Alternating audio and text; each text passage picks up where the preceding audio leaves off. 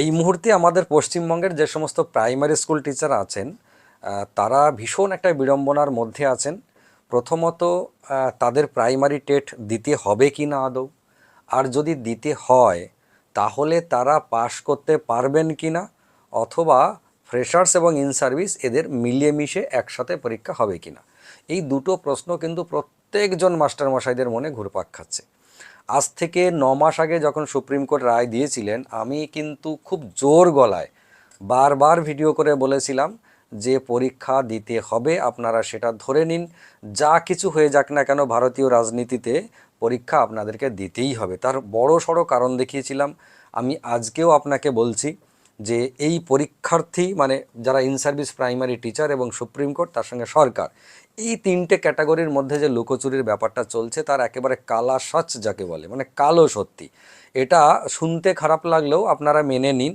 আজ থেকে 9 মাস আগে যারা আমার কথা শুনেছিলেন এবং চাকরির প্রস্তুতি নিচ্ছিলেন, মানে চাকরি বাঁচানোর প্রস্তুতি, তারা কিন্তু আমাদের কাছে ব্যাচটা কমপ্লিট করে রীতিমতো প্র্যাকটিস ব্যাচে চলে এসেছেন।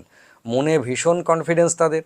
আর আজ থেকে 1 মাস আগে আমরা যে ব্যাচটা শুরু করেছি, 1 মাস 2-3 দিন আগে হবে যে ব্যাচটা শুরু করেছি, তারাও কিন্তু কনফিডেন্স পেতে শুরু করেছেন।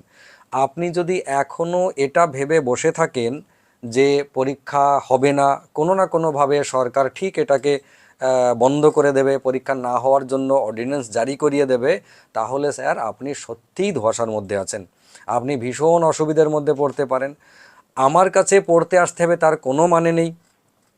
আপনার পছন্দ মতো যে কোনো জায়গাতে আপনি প্রস্তুতি নিন। কেন বলছি? কারণ সত্যি কথা হচ্ছে, আপনি যদি এই সময় নিজের বুকে হাত দিয়ে বলেন, একবার নিজের বুকে হাত দিয়ে আপনি মনে করুন বা বলুন, ভাবুন, যা খুশি করুন, যে সত্যিই কি সিডিপি আপনার রীতিমতো নখদর্পণে আছে, মানে আপনি রপ্ত করতে পেরেছেন? সত্যিই কি অঙ্ক খুব ভালোভাবে রপ্ত করেছেন? সত্যিই কি ইংরেজি খুব ভালোভাবে রপ্ত করেছেন? দেখুন, যার সাবজেক্ট অঙ্ক ছিল তিনি কিন্তু অঙ্কে পারদর্শী হবেন সাধারণত, কিন্তু অন্য সাবজেক্টে তুলনামূলক দুর্বল হবেন। যার ইংরেজি ছিল সাবজেক্ট, তিনি অঙ্কতে দুর্বল হবেন, ইংরেজিতে ভালো হতে পারেন। আমি মিলিয়ে মিশিয়ে বলছি, প্রাইমারি টেটের জন্য যে 5টা সাবজেক্ট লাগবে, এই সবকটা সাবজেক্টের প্রশ্নের লেভেল যত সহজ হোক না কেন, আপনি সত্যিই কি সবকটা সাবজেক্টের এই 30 মার্কসের যে পরীক্ষা, সমস্ত প্রশ্নের উত্তর দিতে পারবেন? বা কাট অফ ক্লিয়ার করার জন্য যে 90 আপনাকে পেতে হবে, সেই 60% আপনি পার করতে পারবেন? যদি না পারেন তাহলে এখনও কেন বসে আছেন? যদি আপনার উত্তর পরীক্ষা হবে না সেই জন্য বসেছি এমনটা হয়, তাহলে আমার অনুরোধ, আপনারা এভাবে আর সময় নষ্ট করবেন না। দেখুন, সুপ্রিম কোর্ট, কেন্দ্র সরকার এবং রিজার্ভ ব্যাংক, এরা হচ্ছে একটা দেশ পরিচালনার জন্য 3 দিক থেকে টপ, মানে একদম চূড়ায় বসে আছেন। এনারা সেন্টার। তাহলে সুপ্রিম কোর্ট দেশের আইন কানুন ঠিক করবেন। দেশে যদি কোনো বেআইনি কার্যকলাপ হয়, অনৈতিকতা কিছু দেখতে পান, তাহলে তার পরিপ্রেক্ষিতে তিনি জাজমেন্ট করবেন, রায় দেবেন। কেন্দ্র সরকার কি করেন? ওভারঅল দেশটাকে পরিচালনা করেন, এবং রিজার্ভ ব্যাংক অর্থনৈতিক বিষয়টাকে দেখেন। মোদ্দা কথা, আমরা 3 দিক থেকে 3 জনকে ভাবতে পারি, মানে একটা পরিবারের বা একটা বাবার 3টে সন্তান বলতে করতে পারি।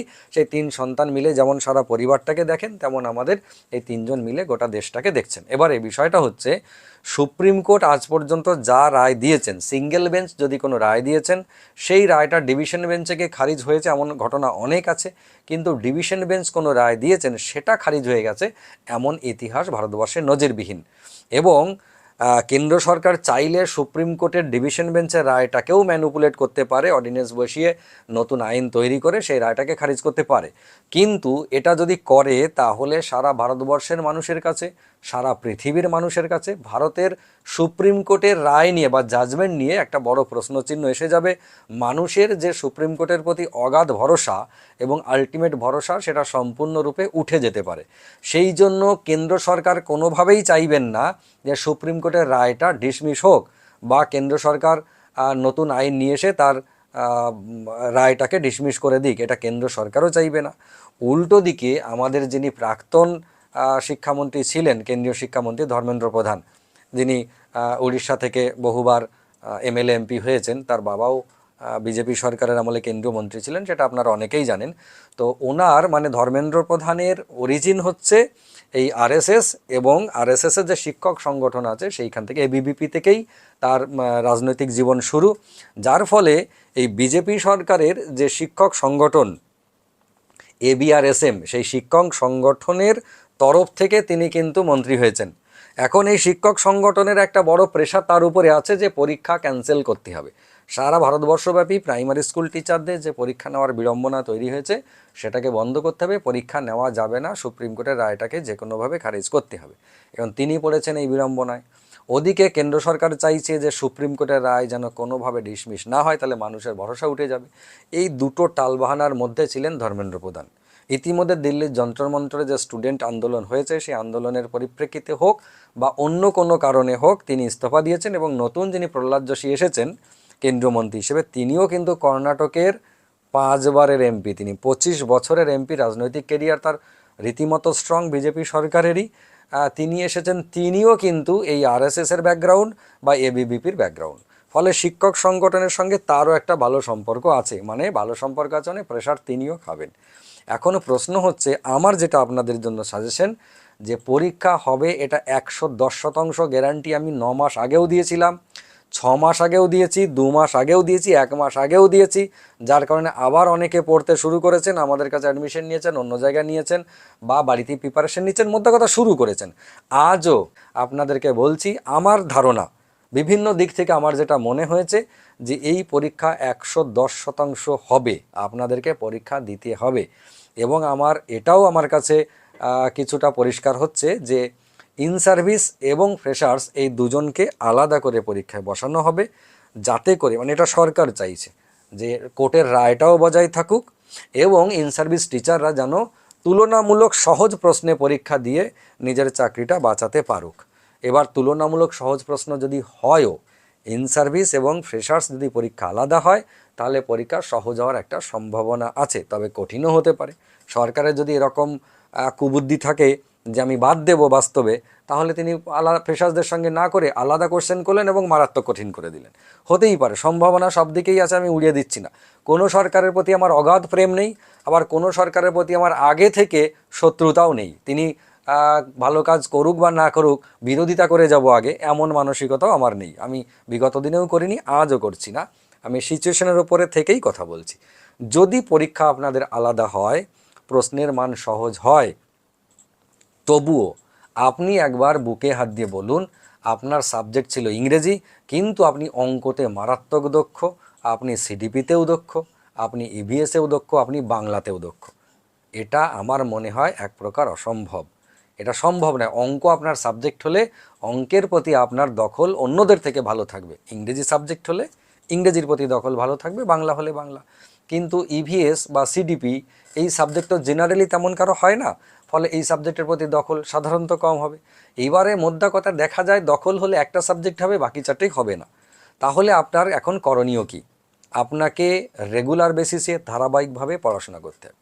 এখন আমার যেটা মনে হয়, আপনি নিজেও আপনার সন্তানদেরকে বলে এসেছেন, আমিও আমার বাবার কাছে শুনে এসেছি যে পড়াশোনার প্রতি যদি প্রেম না থাকে, নিজের যদি সদিচ্ছা না থাকে, ভালো লাগা না থাকে, ভালোবাসা না থাকে, তাহলে সেই পড়াশোনা বেশি দূর কন্টিনিউ করা যাবে না বা সেই পড়াশোনা থেকে বেশি কিছু রপ্ত করা যাবে না। এখন প্রশ্ন হচ্ছে, আপনার কি এই বয়সে এসে পড়াশোনার প্রতি প্রেম আছে? বা আপনি নতুন করে প্রেম আনতে পারবেন, পড়াশোনার প্রতি ভালো লাগা আনতে পারবেন? চাকরি বাঁচানোর যে পড়াশোনা, সেইটার প্রতি কি আপনি বেছে সারাদিনে 5 ঘন্টা 6 ঘন্টা 7 ঘন্টা করে দিতে পারবেন? তো আপনার হয়ে আমি বলছি স্যার, পারবেন না। তার কারণ, প্রথমত আপনার স্কুল আছে, দ্বিতীয়ত সরকারের অনেক নাটক আপনার উপরে আছে, যেমন ওই এনআরসিএ, সিএএ, ওরকম অনেক গল্প আগে চলছিল। তারপরে আপনাদের যে দীক্ষা ঠিকসা অ্যাপ্লিকেশনের গল্পগুলো আছে, ট্রেনিংগুলো আছে। এখন আবার নতুন করে মাথায় বিড়ম্বনা, সেটা হচ্ছে জনগণনা বা মানে বিএলওর কাজ। এই কাজগুলো করতে করতে আপনি হিমশিম খাচ্ছেন। আপনার স্কুল চালাচ্ছেন, ফের স্কুলের মিড ডে মিলের যে ফতনাগুলো আছে, টালবাহানা বা হিসাবপত্র, সেগুলো নিয়ে আপনি রীতিমতো পাজেল। তারপরে বিএলওর কাজ নিয়ে আপনি পাজেল, আপনার নিজের সংসার চালানো নিয়ে আপনি পাজেল। এতগুলো প্রতিকূল পরিস্থিতি, তারপরে 20 বছর 22 বছর 25 বছর আপনার সার্ভিস হয়ে গেছে, আপনি স্কুলে বাচ্চাদেরকে পড়ানোতে এনগেজ থাকেন, সেদিকে আপনার চর্চা আছে, অভিজ্ঞতা আছে, কিন্তু এই চাকরি বাঁচানোর যে পরীক্ষা, এখানে চর্চা না থাকাটা 100% স্বাভাবিক। তাহলে আপনি কোন রাস্তা ধরবেন? আপনার কাছে বিকল্প কি আছে এটা ভাবুন। আমার ধারণা অনুযায়ী, এবং আপনারও মনে এটাই হয়তো আসবে এখন, যে পড়াশোনা করতে হবে, প্রশ্ন সহজ হোক কঠিন হোক, ইন সার্ভিস ফ্রেশার্স একসাথে হোক আলাদা হোক যাই হোক না কেন, পরীক্ষা যদি হয় তাহলে আপনাকে পাশ করতে হবে, পাশ যদি করতে হয় তাহলে আপনাকে পড়তে হবে। এখন যদি আপনার মনে হয় যে বিশ্বাস ইনস্টিটিউট মানে আমাদের কথা বলছি, বিশ্বাস ইনস্টিটিউটকে বিশ্বাস করাটা কি উচিত হবে, তাহলে আমি বলছি 15 বছর ধরে মানুষ আমাদেরকে এভাবেই বিশ্বাস করে এসেছেন। 2012 সালে প্রাইমারি টেটের প্রস্তুতি দিয়েই বিশ্বাস ইনস্টিটিউটের যাত্রাপথ শুরু করেছিলাম আমি।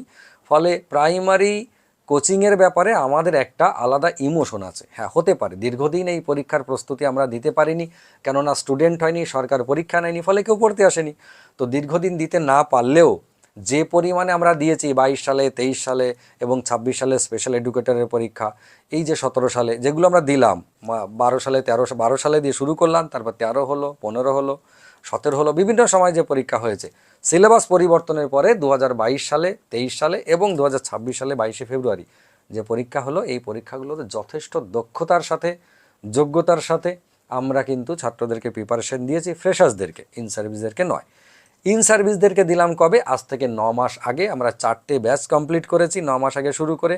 তারা এখন রীতিমতো প্র্যাকটিস করছেন, মনে জোর পেয়েছেন, জোশ পেয়েছেন, তারা এখন স্বাবলম্বী এক প্রকার। পরীক্ষার প্রশ্ন যেমনই আসুক, তারা জিততে না পারলেও অন্তত হেরে আসবে না, আর যদি হারতেই হয় তাহলে অত সহজে হেরে আসবে না।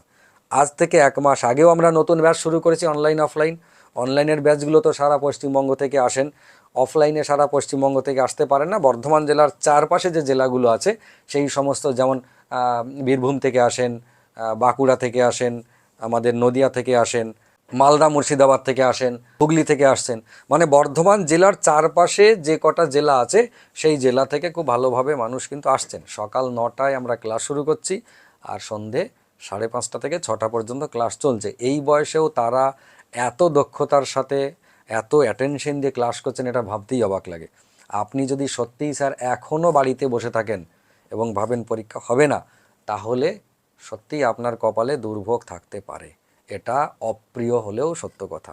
আমাদের কাছে আসতে হবে তার কোনো মানে নেই।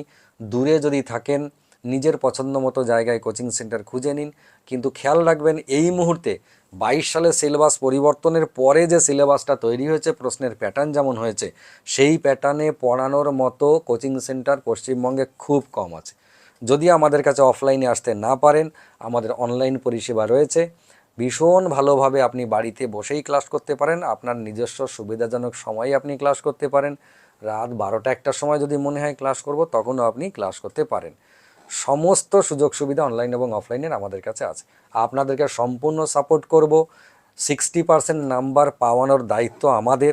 আপনাদের শুধু আমাদের কথা মতো একটু সময় দিয়ে পড়তে হবে। আপনাদের সমস্ত কাজকর্ম করে যেটুকু সময় বাঁচাতে পারবেন সেই সময় আমাদের সঙ্গে সঙ্গ দিন। আমরা সহযোদ্ধা হিসেবে আপনাদের সঙ্গে থাকব। আমরা কেউই টিচার নই। আপনারা অনেকেই আমার থেকে বয়সে বড়, অনেকেই মানে মোস্ট অফ আমরা আমাদের ব্যাচগুলোতে দেখেছি 90%-এর ওপরে যারা আছেন আপনারা সবাই আমার থেকে বয়সে বড়। 10% হয়তো আমার সঙ্গে বা আমার থেকে জুনিয়র হতে পারেন, কিন্তু 90% আমার থেকে সিনিয়রই। গত ব্যাচগুলোতে আমাদের কাছে সবথেকে বয়স্ক ছিল অফলাইনে ওদের 54 বছর। এবারে আমাদের ব্যাচে 54 বছর 9 মাস সবথেকে বয়স্ক যিনি আছেন তিনি এসেছেন।